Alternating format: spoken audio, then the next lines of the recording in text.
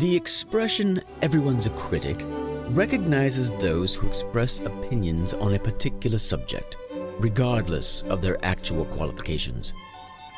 Meet Mike and Julie. They are makers of art, appreciators of artistry, and possessors of more college degrees than is truly necessary in life. These two overly educated friends are uniquely qualified to explore the deep, dark corners of the art world and push the boundaries of that all-important question, but is it art? So anyway. I watched 6 musicals for this podcast. I watched Dear Evan Hansen, Into the Woods, South Pacific, Diana the Musical, which I believe I frantically text you about hating your guts for making me watch this crap. Did not make you. Okay, let's make this very clear. This musical idea was yours. Did I make you watch any of it? No. No, but it was torturous nonetheless. I did watch Phantom of the Opera, Star Kids the Musical, which was a lot of fun. I like those guys. I like those guys. They're a lot of fun. I didn't realize that Darren Criss came from that group. Oh, Darren really? Criss from Glee. Yeah. And I love Darren Criss. I have a little crush on him. So I was like, oh my God. Yeah. And then I made a list of some musicals that I have already seen: In the Heights, Tick, Tick, Boom, West Side Story, The Sound of Music, Jesus Christ Superstar, Mamma Mia, Hamilton, King and I, Chorus Line, Pippin. I mean, I've seen Big River. What else? I've seen a good chunk of those somewhere along my voyages. Yeah, I mean, so I think the only one that we sort of pre-discussed that I never got around to watching was Cats, and I just refuse. Why? Because the premise is absolutely stupid.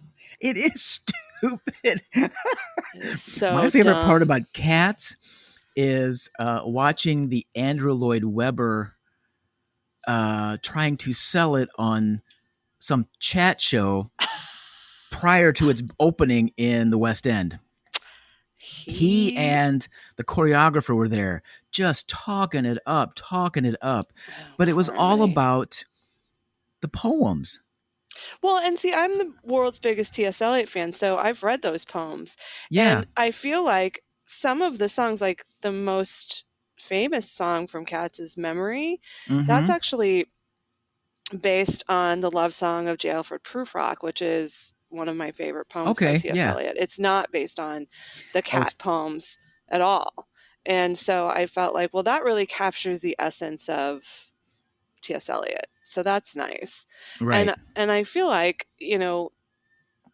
perhaps the songs probably do well, but the premise of this dumbass spaceship that's going to come and take them. It's not a story. It's not a loose framework for these songs to hang together. Yes, very loose. Much like what we've talked about before, which is those sort of jukebox musicals. Yes. Yeah. How can you tie all this stuff from the this rock and roll from the 50s or Mamma Mia, like all these ABBA songs? I know how you feel about Mamma Mia. Yeah, it's okay. I mean, I like ABBA. I love ABBA, but Ubu, whatever. I like the music. I don't think it really needs a play. Yeah, I don't think it needs a storyline. I mean, I think those kind of things, at least in my view, they're a great exercise for the playwright and or producer and or director. In what way? It's the challenge of being a content creator, for lack of a better term, to, I really dig ABBA, for example. And if you listen to it long enough, sure, you can probably put bits and pieces together.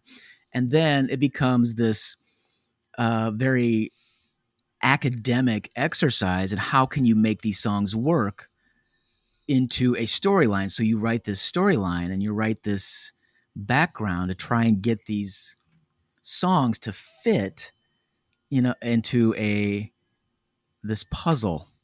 Yeah. So you're creating a puzzle for yourself to try to, it's Sudoku for It musical is. entertainment. It is. You've got these parts and you got to figure out where the rest of it lies. It's funny. My friend Jamie said when I was telling her about this podcast and this episode, and she was like, I like the musicals where I can go and I know all the songs. And I was like, oh my God. Okay. That's so, and I I can't disparage her for that because the audiences love it. They love the experience of being able to sing along and like have this, this fun collective moment together. And I can't deny like that's enjoyable and entertaining. It's entertainment. Right. I don't know that it's art, which is the seminal question. So back to Cats. Talk about clever segues. So back to Cats. Because I think that's just it. It is a collection of songs. Mm-hmm. Andrew Lloyd Webber had, he probably had this book of Cats poems from his childhood and just decided they were all songs. And then loosely put this weird little scenario together. It's not even a full story. It's just a scenario. It is. And it's a stupid scenario. And I think even the word scenario is still being generous. I agree. However, I have to tell you, and I have to admit this, I do like Cats. You're going to hate me for the rest of your life, and that's fine. I get it. I'm silently judging you. That's fine. And okay. I know I can feel it through the computer. They put it on film for. And we are not, for the record, talking about that horrible thing with Taylor Swift and James Corden. This thing was done in 1980s. Okay. Late 80s. All right. And it was done by some of the people who had been performing Cats for a long time. It's and it was done for film. They beefed up an actual theater with the actual lighting, with the actual costumes, and some of the most talented people who have performed the roles, and they put it on film. And that film version is marvelous. Okay, well, part of it is, and it's because the talent is so tight, and part of it is also, unfortunately, because the camera work and the lighting is so well done as well. You get to see faces, you get to recognize people, and the choreography is so high energy. It's really good. It's a lot of fun. Is it art? Yeah, I don't know. But I do enjoy that performance. However, I've seen it at the Fox Theater on a bus and truck tour. Nope. Didn't need it. No, really? Okay. Yeah, it was sloppy, but it was. Oh, that's unfortunate. It was sloppy and boring, and just it wasn't there. So that brings up a question I was thinking about. Ironically enough, in the bathroom today. It was an appropriate place to be thinking about this.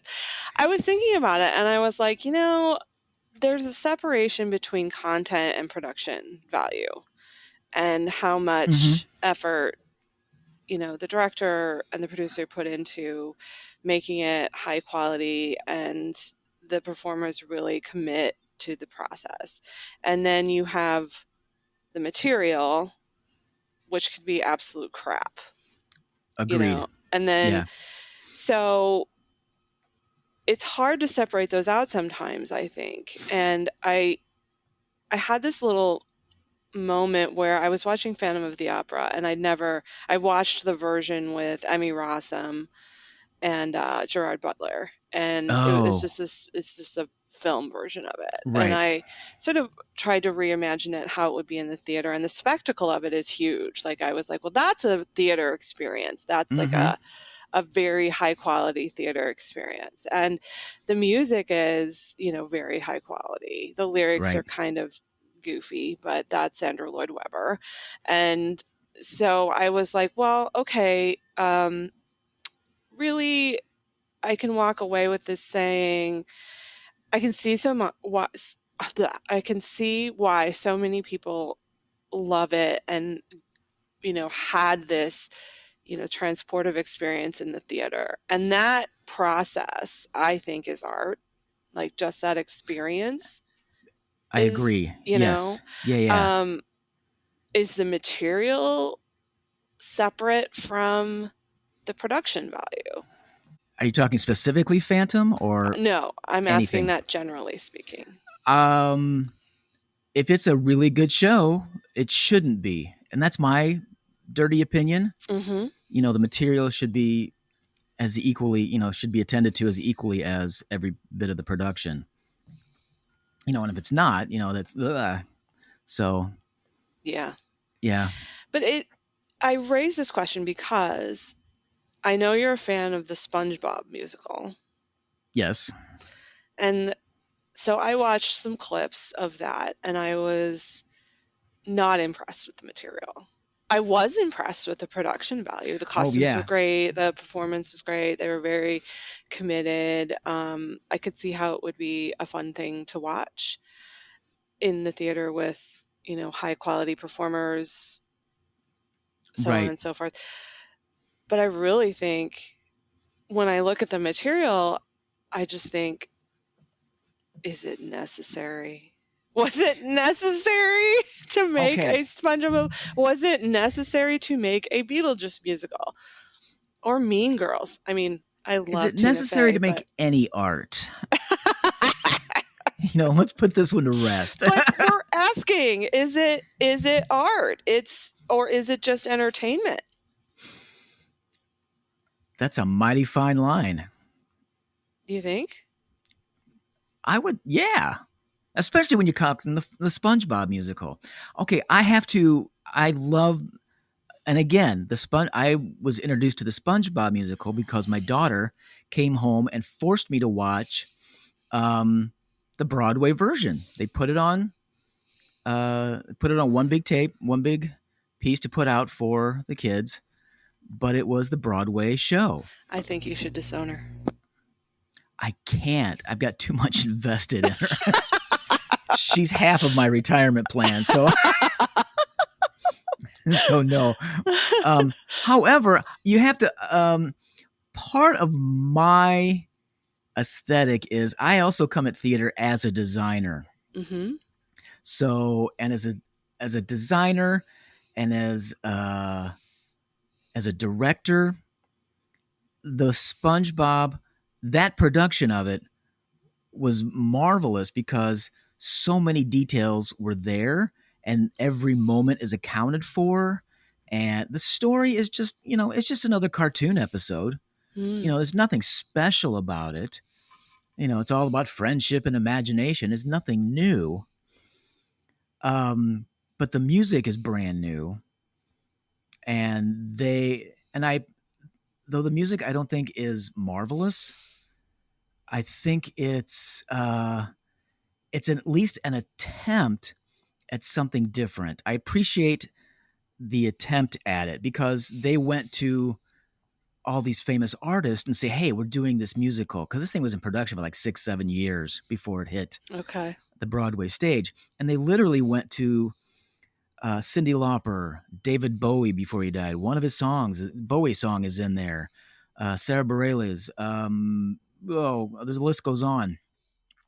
And they all contributed something to the show specifically for that script to be put in there. So I appreciate that thought. I appreciate that experiment. And I don't know if it's 100% worked, but at least it's not. And technically, yes, it's a jukebox musical, but it's not in the sense that each song was written for this show. There's not a lot of continuity between styles on the music. So My take on it. Well, that's interesting. I mean, it brings up these questions of material versus production very well. I mean, I think that's something to ponder. By the Right. way, I just want to say for our listeners, we ask, is it art? But we don't ever have an answer. We have strong opinions, We have certainly. once strong in a while. opinions, but it never really gets conclusive. Yeah, Very rarely. So, because I think between the two of us, we will always land on the opposite side. well, it just should be said, I mean, that Mike loves them and Julie does not, which is funny. And I was thinking about why. I was really trying to examine my own bias because I've seen so many of them. I was really surprised when I made the list of musicals that I have seen and then really thought about it. And well, you've seen all these musicals, Julie.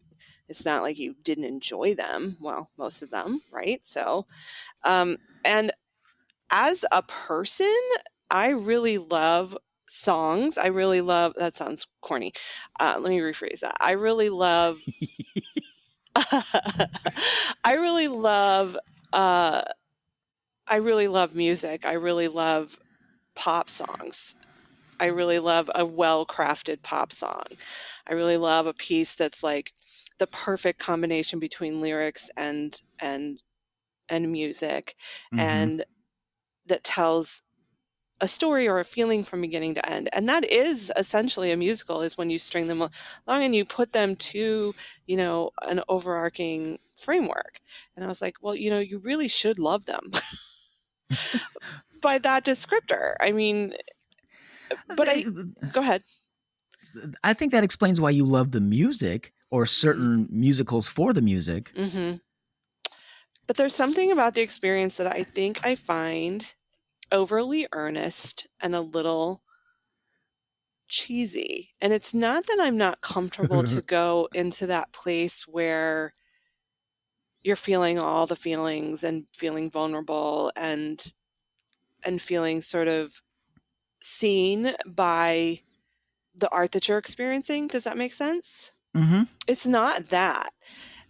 And it's not that I think that performers shouldn't be earnest and vulnerable as well in order to take us to that transportive place.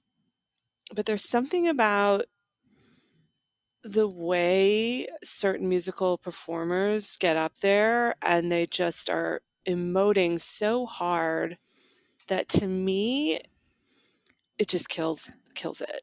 I saw there was an episode, not an episode, there was the Tonys were recently, and they were doing a Spring Awakening reunion, Spring Awakening, the musical reunion. And they had, I love Jonathan Groff's voice. I think he has like the best tenor on the planet. It's just golden and perfect. And he could sing anything and I would listen to it.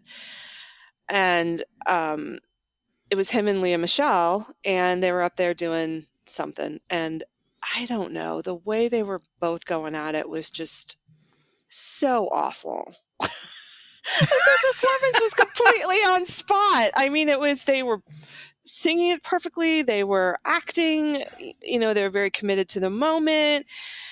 But I was just like, oh God, I can't watch this. Okay. Let me see if I can nail this down. Okay. I probably can't. I'm just going to ask questions. Number one, my mother, to preface this, my mother hated Bonnie Franklin from that TV show back in the 70s. Oh, from One Day at a Time. That one, yeah. She hated Bonnie Franklin, the mom. She's kind of an overactor.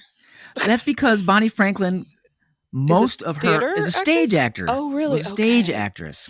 So everything she did was over the top because, she had to make it work at 50 feet from the back of a galloping horse. Sure. So seeing it on the Tonys, is that a possibility as to why that performance didn't work? Sure. Seeing it up close on your TV screen where, every eyebrow hair is visible. Yes, exactly. Maybe you're right. Maybe it's so simple, but maybe that's actually true. Because when I think about my experience of watching Phantom, which was made for film, I mean, it was just a film adaptation of the show. It wasn't me watching the show that has been filmed. So I wonder if that's part of my issue, because when I see musicals in the theater, I really don't have a problem with them so much. I don't always enjoy them. Right. But that's, again, content.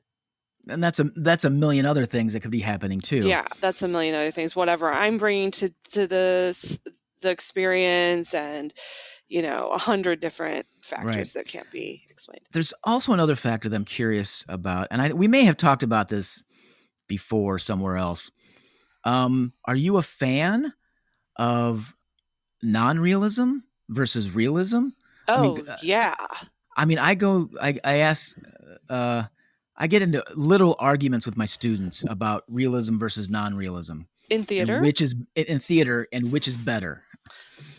And well, explain to me the premise of the arguments, basically, and then I will answer the question. Okay, the argument is young actors and young designers also they study realism, and actors are taught the method. They're taught, bring yourself which to the I have role. a whole bias against the method. That's the method. Okay, the method I'm using is a very generalized term of just using yourself in the role. Okay. Oh no, I have a problem with the method. I think it got adopted by American actors in the 40s and 50s, and we've never let go of it. Oh yeah, I agree with the history of it. Is just it isn't the be all end all. You know what I mean? It's not. But American theater's programs, of which you are very familiar with, teach it like it's by the Bible. Yeah, well, we don't teach it by the Bible, but that's where we start with almost every actor. Mm-hmm. It's this realistic mode where, you put yourself in this situation, how would you respond? That's the basis of almost every acting program in America, and 99% of where most of us start teaching young actors at, the freshman and college level. Sure. So that's what I'm talking about when I talk about realism. And in the designers too, they want to design sets and costumes, but they want them to they look historical. They want them to look accurate. They want them to look, like as real as possible, real clothing, versus something like, something like Phantom. It's, it's big. I mean, granted, parts of it are real, but parts of it are exaggerated. Mm-hmm. I mean, it's big. It's opera, so the, scenery's big. Versus you get into things like Little Shop of Horrors. You've got a gigantic puppet on stage as one of the main characters. Plus, it's a 50s backdrop, but it's a kitschy, cartoony backdrop for Little Shop of Horrors. So you're getting farther and farther away from realism. Well, I should say that I have an art degree, and my art degree is in, performance, installation, and video. And performance art is about as far away from realism as you can get. I mean, you're using your body and time and space to communicate this idea or feeling or experience that you want the viewer to have. But it's experimental. It manipulates sort of those standard theater practices. You can break the fourth wall, you can extend the time far past the 2-hour mark, you can screw Aristotle, whatever. You can take your clothes off, you can roll yourself in peanut butter, whatever. And so I love stuff like that, and I love the intersection of like standard realistic theater practices with experimental modalities. I love it when you get things like Laurie Anderson, for example, who very much messes with that, with that sense, or like Philip Glass or John Cage or somebody like that who, pushes the limit of what you're supposed to expect. And I like it when you can get like a classical piece. I remember when I was in college, and I'm not saying it was particularly successful, but there was this version of Romeo and Juliet that they were doing that was set in the future, and it was all on this raked stage. And it didn't work particularly well because there was this sound issue with the raked stage. much. There was a lot of clomping around. Oh. But it was very interesting. And I thought, well, that's a different conceptualization of, a classic play that we've seen 100 times. Everybody's read it in high school. So why not bring something new to it? What are you going to do to change? It's like, I remember seeing Baz Luhrmann, the film director's version of Romeo and Juliet. I don't know if you've seen that film, but it's fabulous. I'm not a film buff, so which one is it? I may have seen Baz Luhrmann is with Leo DiCaprio and Claire Danes. Yeah, have seen it. Yes. Okay. Well, I remember watching that and thinking, I'm completely entranced and committed to this storyline. And I, even though I know what's going to happen, I know how it ends, I know how it plays out, but I want to see how he interprets it. I want to see what happens. Now that's film. Again, it's not real theater, but I do think that you have to be able to step into, as a designer, as an actor, you have to be able to step into that place where you can imagine all these different worlds for the characters to inhabit and for that story to play out. So to answer, that's a very long answer to your question, but yes, I love non-realistic stuff. So for you, would a musical that's set realistically be less enjoyable? Or at the very least, less challenging? Because you seem to enjoy the challenge. I do enjoy the challenge. I do. I will give you an example. So I love Jesus Christ Superstar. I think it's brilliant. And it's sort of, it's a rock opera version of Jesus's life or his last days. Right. And I'm not a particularly religious person, but I find it very moving. I think it's sort of this juxtaposition of, juxtaposition is a $5 word. Ching ching. Ching ching. Juxtaposition of, a classical tale, not to offend anybody, but a very seminal tale for Western culture. It's a very old story. A very old story, and that has been interpreted in a new way into a 70s rock opera. Right. So I love that. And when I've seen things like Hadestown, I've just seen clips. I haven't. When I've seen clips of Hadestown, I always think, well, these are a series of old tales, it's based on mythology. And so, but it's interesting how they've interpreted it and made it work on stage. So, yeah, I guess I do like the challenge. So seeing something like Spring Awakening and over-emoting doesn't... Again, it's kind of a contrived story, Spring Awakening. I mean, it's a tragedy. It's a terrible, terrible story. I don't know why you would sit for it. What do you get out of the process of listening to it? I don't know, but I don't know. What do you get out of the process of listening to Tommy? I mean, again, a sad story. And again, Tommy is a rock opera. It's a rock opera, but it's also The Who. It's another Who album. Yes. So I don't know if that's... I know, but is it the music only, or is it the story, or is it... I don't know.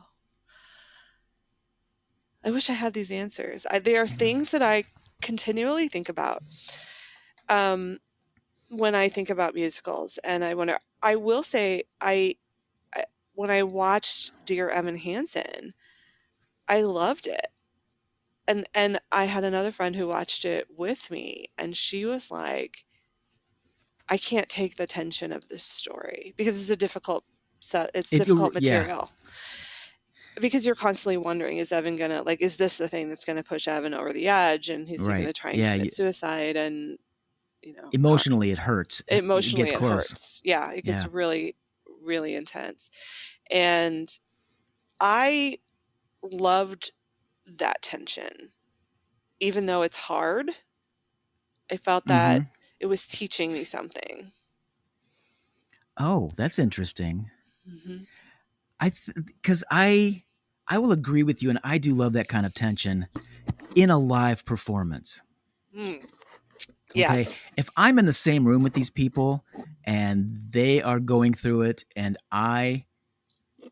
they've got me going through it with them, to me that's the absolute core of theater, and I that's agree. brilliance in action. I agree. For some reason I can't sit through it on film or television. Oh, really? I I totally can do it. I cannot sit and watch television. I cannot sit and watch too many movies. I mean, I can watch something brand new for the first time we saw. I was tired the other night, and my wife was sitting watching. Shazam!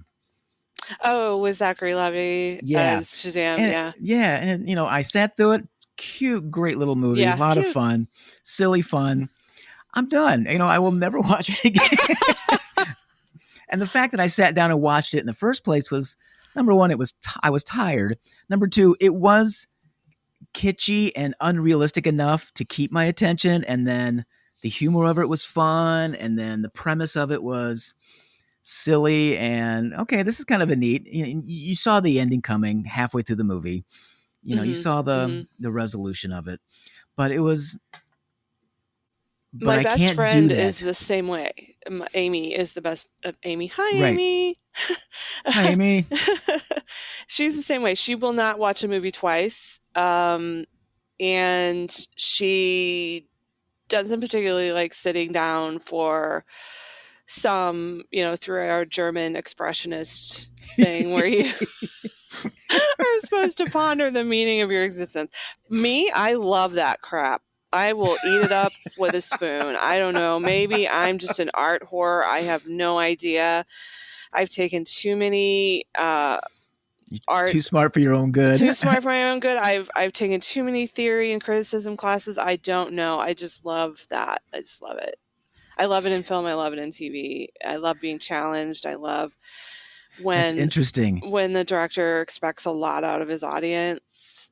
That I agree with. Mm-hmm. If I think that's a lot of why I don't watch TV, because too much of what's on is just crap. Yeah, I mean, and I hate to say that, and I'm going to sound like a pompous ass, pretentious jerk, but a lot of it is just aimed at the lowest common denominator to get as many people to watch. Well, I think with television, sometimes people just think. I think with television that it's there as entertainment when you are tired. I think that is the goal for a lot of television. Right. That's kind of sad, but. And I know, okay, quick side story. When I was in grad school, I had a sweatshirt, a big white sweatshirt in black letters that says, "Theater is life, film is art, television is furniture." Okay, now, that being said, I wore it. One of my professors was brought on that year to teach some of the acting and some of the upper level acting classes, made most of his living on television. Mm-hmm. He did not like me after that sweatshirt. Well, and I've lived in Los Angeles, and I am a trained actor as well as an artist, so I did a lot of training for TV acting and film acting, which is very different from theater acting. It's not that you don't use the set of skills like, say, a method toolbox, but you have other things to be thinking about right at the same time. So I feel that there is good television out there. It's just very challenging and it's not common. So I agree. I agree. There is really good television out there, and with a lot of these cable things, cable producing stuff that's not network anymore. But we grew up on network television. Is horrifying. But anyway, we're digressing really. We far, digress. But yeah, that's but okay. I think it does come back to the point that I like the non-realistic stuff. Like you talk Lion King, for example. Yeah. The Julie Taymor Lion King. I love Julie Taymor, though. She can do no wrong. She's a genius, and I've seen multiple things of hers, but they're always, they always are capable of both good content an emotional content that usually grabs me somehow, but it's done in such a weird and wonderful new way that I usually adore it. I agree. I think that's a good example of The Lion King, because it is, essentially the Disney stuff. Right. It's the It's Disney made script. for kids, and Right. and the music is made for kids, and it's not that I'm dismissing, Elton John and his writing partner on that, whose name is currently escaping me. Tim Rice? That's not Tim Rice, is it? That's not Tim Rice. It's crap. Menken? Alan Menken? No. No, I don't maybe know. it is Alan Menken. We'll add that in later. Okay. Or we can just keep the me, not remembering. Just keep going. I'm not diminishing their work. I mean, certainly Disney musicals are a whole other topic, but they're primarily aimed at children, and right. So it's not like the content there is anything challenging, but somehow with the production values being so very, very high, it becomes a transportive experience. It doesn't just become another sing along. Here's the songs of Billy Joel. Here's the Beach Boys songs. Right. Here's Mamma Mia. It's, right. we're really dogging on Mamma Mia, but, let it be known that I was the world's largest ABBA fan in 4th grade, and I got made fun of for it constantly because they were not hip at the time, and everybody else can suck it now because obviously they have made the comeback hard, but it is a stupid musical. I mean, which brings me to my next point, which is that is entertainment to me. That is not art. They are entertaining. They are fun. They are great for the audience. Yep. But I don't think that's art. Go ahead. No, keep going. I'm stumbling through my thoughts right now. Okay. When I work at a museum, and it's right down the street from a local theater, our local touring theater, the one that shows all the productions. I'm not going to name where it is. And I was driving to work one day, and it was Pretty Woman the Musical. And I thought to myself, is this really necessary? But they were packed every day. Now, part of that is because people were buying it as part of a package. Here you can buy, C3 musicals for X dollars, and subscriptions and stuff like that. And I think that was part of it. But, people were just going because it's something to do, and it's the theater, and it's fun, and it's something they recognize. There's something they recognize. They know this story, Hooker with a Heart of Gold, and the guy who comes to rescue her, and this Cinderella-esque plot line that everyone knows and loves. So that's what got me on this whole topic, was that, I don't think that's art. I don't think that. And when I watched, for example, Diana the Musical, let me just give you a little piece of what I had to sit through, Mike. So, again, Mike did not make me do this, but I did it for the sake of the podcast. She did it for her art. She did it for her art. Or whatever this is. I did it for content. There was a scene in which James Hewitt, Princess Diana's lover while she was married to Charles, comes on stage. This is his first entrance on stage. He comes on stage shirtless in a pair of riding pants on a saddle. Was he riding something? No, he was just riding the saddle, and we'll just let your mind wander to There wasn't a horse. There wasn't a horse. There wasn't a wooden horse. There was a wooden horse, but the implication is something else. Yeah, I get the connotation behind it. Yes, and they were rhyming his name, Hewitt, with "do it." Who wrote this? I don't know. It's a piece of shit. That kind of rhyming scheme sounds like college sophomores. But anyway. But I sat through this whole thing about Princess Diana's life, and it had high production values. I mean, and the actors were fine, and they sang well, they performed well. The content was absolute trash. And I thought, but this is something people would probably pay to go see as part of a subscription package. Sure. And then there's the Anglophiles. Oh, yeah. And let it be known, in 5th grade, I was a huge Princess Diana fan and remain one to this day. So, all my haters, again, you can suck it. But because her legacy lives on. But this musical... Not art. No, not art. Not art. That's not by a long shot. So. Yeah, because the college I work at just did a production of SpongeBob the Musical, which is what started this conversation between Julie and I about musicals. Because I had to give him shit about it. I was like, I can't believe you're doing this. Well, I didn't pick it, okay? However, I don't know if you know this. As an instructor and a director, not pick the content.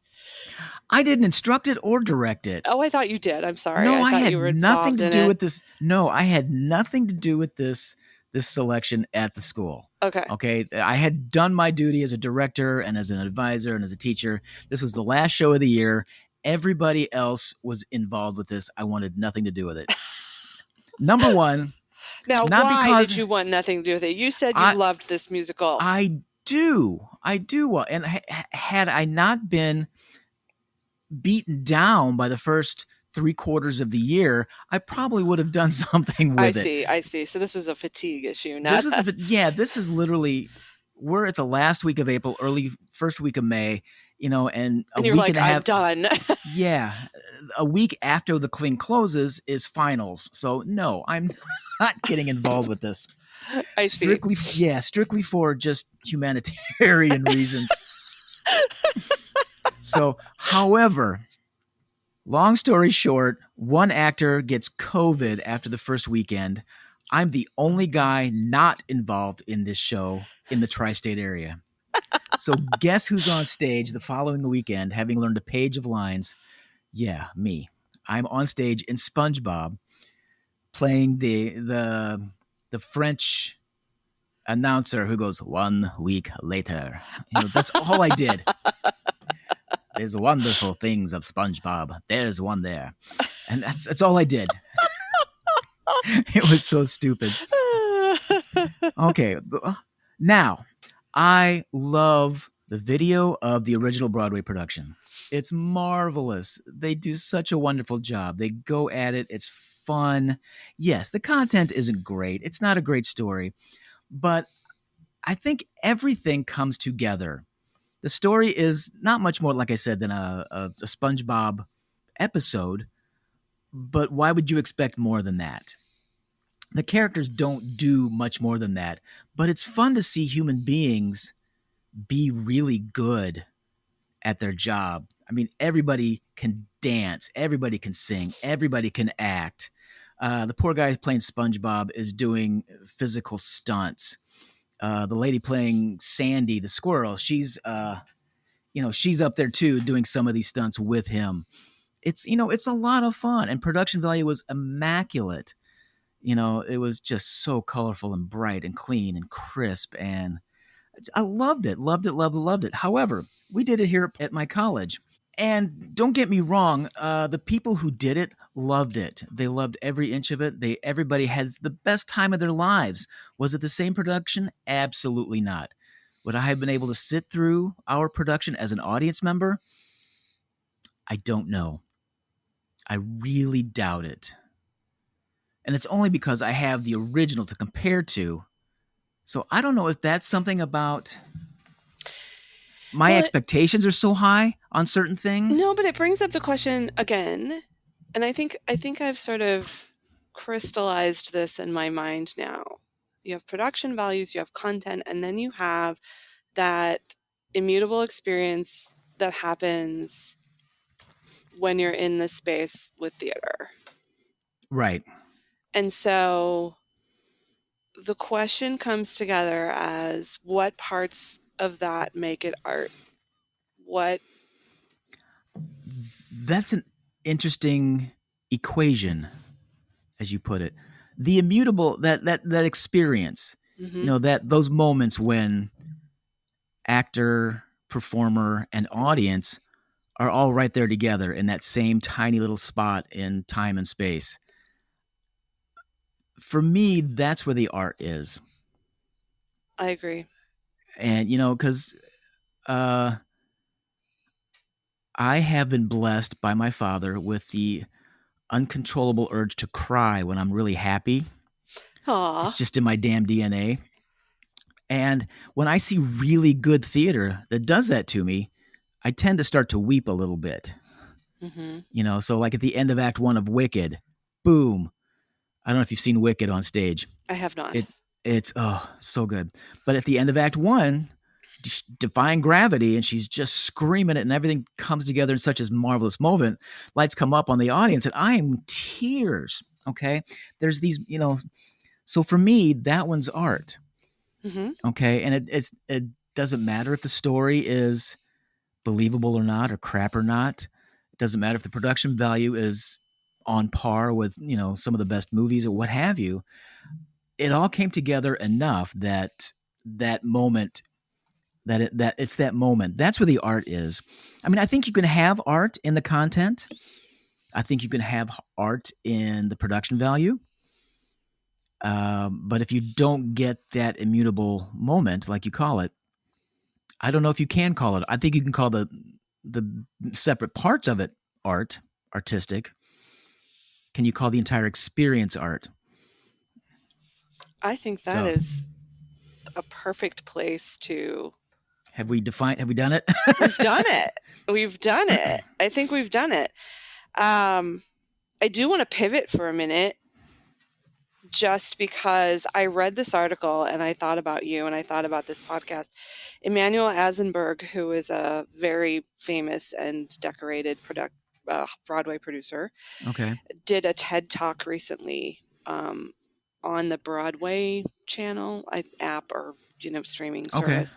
And he was talking recently, and I want to bring up some of the things he said because I felt that it was sort of seminal, to the future of theater and Broadway, and as Broadway is a lot of musicals these days. Right. I feel like it's important to say this. He said, "We don't have an agreed upon criteria for quality. The value and aesthetics and taste have been devalued on Broadway," he says. He says he feels that Broadway has lost its way, and not just because of ticket prices, but definitely that is a factor. You used to be able to pay, $15 and go see the Chorus Line, and now it's $250, and so it shuts people out. And there's also this imperative now to succeed because it costs so much to mount a production. Yeah, and I think that speaks to, famous movie The Musical. Yes, Pretty Woman the Musical. Exactly. I think that's what that speaks to. You that kind of thing is, I think, looking for the money. Exactly. 100 years ago on Broadway, there were 270 openings each year. There were 90 theaters. Now there are 35 theaters and 35 openings. And then you have the theater has to be the queen of the arts. It has to mean something. The plays have to be meaningful, and there has to be an honor to be there. That existed for many years, and we have to get back to that. He says Broadway has become a theme park because we charge so much money, and the shows should be in Orlando. And I thought about that really hard, and I thought, well, that's true when you get stuff like Beetlejuice and you get stuff like Mean Girls. And Pretty Woman. And Pretty Woman. And so I wonder what the future is. Well, I mean, change is inevitable. From his generation to the current generation, it's Obviously, the man is 88 years old. right because he participated in a golden age of theater of Broadway. I won't say the one, but I don't know. I think it's it's changing. Granted, and clearly, he's laid it out, and you've laid it out. I think part of the problem for me is that relying on Broadway to be the pinnacle of American theater, because It's I don't think problematic. that's where it's at. I don't think that's the location for solid American theater. Where do you You know, think the it new. is? I think it's everywhere. Every regional theater district has a couple places that are really doing new and solid, and they're taking chances on new scripts. I mean, there's a couple places here in town where I live. They go out of their way to find those underrated scripts that are topical. Right now they're on this diversity kick to try to get more patrons to be part of the theater, not in the seats, not to be money, but they're trying to be diverse, put up as many types of diverse shows to get participants I see. in the Yeah. theater. Yeah. It's not all white people. Right. Mm-hmm. And in my town is a real mix of everybody. It's a big ass college town, so there's a lot of different nationalities here, and a lot of the smaller community theaters are white, old white. Mm-hmm. Well, I think that's just sort of the thing. I mean, I live in Right. a third tier, city. Like, it's not as big as Chicago, and not as small as where you live. But Right. we have an excellent repertory theater here, and they are constantly taking chances on things like How I Learned to Drive, Yeah. and something like that, and the Carolina Cycle, which Mm-hmm. I think pushes the limits of those old white theater goers all Yeah. the time. And Yeah. and I've seen experimental musical theater there that And yeah. that I felt was really interesting. And And you'll be proud of my college where I work. Yes, we ended on SpongeBob, but our first show is called The Story. It's about a African American reporter back in the 70s who got into trouble with a story that she wrote that they discovered to be false. So, I think everybody who's really serious about the art form is attempting, even if it's just once in a while, to push forward. And I think that's where we have to start looking for theater, for American theater. And musicals. And musicals. As part of that. It's part of that. Yeah, but musicals are harder to do, especially new ones.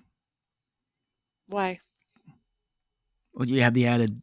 I mean, I could write a story. I've written plays, I've directed plays, I've designed. I could do everything but the music. Sure. And there's a lot of us out there. Mm-hmm. I think because it's just you're adding a second and third language on top of the languages you're already using. So it's I don't have those languages. That's why I call it tough. Is it tough for American theater? No. Good point. So I think that's a good ending. Did we get it? I think we got it. So is the American musical art? Yeah. Reluctantly, yes. Some of it is entertainment. I mean, let's face it. But I think you're right. I think that it comes in the immutable experience, whether you like the content or not. Right. If you're having that moment, it's there. That's art. Yeah. And that's my personal opinion, but I agree. Okay. Even though I don't won. Mike won, yay! I'll get you. You just wait. No, just kidding. I will say it was very funny when I was watching South Pacific because I didn't know the storyline, and I had just heard I was forced to sing. I sing as a hobby, and I was forced to sing by my voice teacher in college. She made me sing. God, what the hell is the name of the stupid song? I'm as happy as Kansas in August. I'm as corny as 4th of July. Blah, blah, blah, blah. Oh, yeah, blah, yeah. Yeah, I'm in love. I'm in love. I'm in love. I'm in love. I'm in love with the wonderful Well, guy. the wonderful guy, yeah. Yeah, That one. I had to sing that song, and I hated it. And she always made me sing musical songs because I never wanted to sing classical songs, and because I'm just not a classical singer. But Right. it was funny because I was like, well, why can't I sing Cole Porter? Why can't I sing George Gershwin? Why can't I sing, but she wasn't fluent in that, and she was used to teaching. My alma mater is a huge theater school. It has a conservatory attached. So they teach musical theater students all the time. So she was kind of familiar with that. And so I ended up having to sing a lot of songs from musicals and really disliked it. It's a style of singing that is not fluent to my voice. I just did not. It's a style that enunciation, that the treatment of the vowels and things like that is. It's a different training. It's a different training. So it was hard for me. But when I was watching South Pacific, I was like, this content is so offensive. It was breathtakingly racist, I think is what I thought to myself. No. It's still done to this day. Not a lot anymore. Really? But there's South Pacific? Yeah. South Pacific, and there's one called The Mikado. Oh, yes. 3 little girls from school are we? Yes. Filled to the brim with girlish glee. Yes. Yeah, people do that because they love that music. Oh my God, no! And it is, horrifying. Next year we're gonna do a minstrel show kind of situation. Oh my God! Oh my stars! It is so bad and so offensive and so bad, so racist, so misogynistic, so much. Anyway. But my vindication with watching South Pacific, I just have to tell you, I was like, they were singing that song Dames, and it was all these guys, half naked pants and shirtless and stuff, standing around singing Dames, and I was like, this is so unintentionally homoerotic, and I'm laughing my ass off. I just thought it was hilarious. Little something for everybody. There's something for everybody. So is it art? Probably not. Okay, there's your challenge, Julie. How do you take one of those old musicals and rework it for a modern audience? Are you going to play South Pacific for all the homoeroticism? I think that would be great personally, but I mean, you would have to gut the thing, because the crux of the story is all about, this sort of racial this racial tension during the beginnings of World War II. It's just see, now you're thinking about it, aren't you? I am. Wouldn't be the same musical if I got my hands on it, I'll tell you what. But would it be art? But would it be art? No, probably not. It would be a really cool experiment. It would be a really cool experiment that probably would really fail. It would be entertaining, I'm sure. And would it make you some money? Okay, we're done. We're done. Okay. That was actually really good. That was fun. It was fun, and I think we got to the heart of something, really. So that's good. Thank you so much for your attention and patronage. If you truly enjoyed this podcast, please like, subscribe, follow, download, and add a comment if you wish to join in the conversation. Please join us again on this enlightening podcast. But is it art?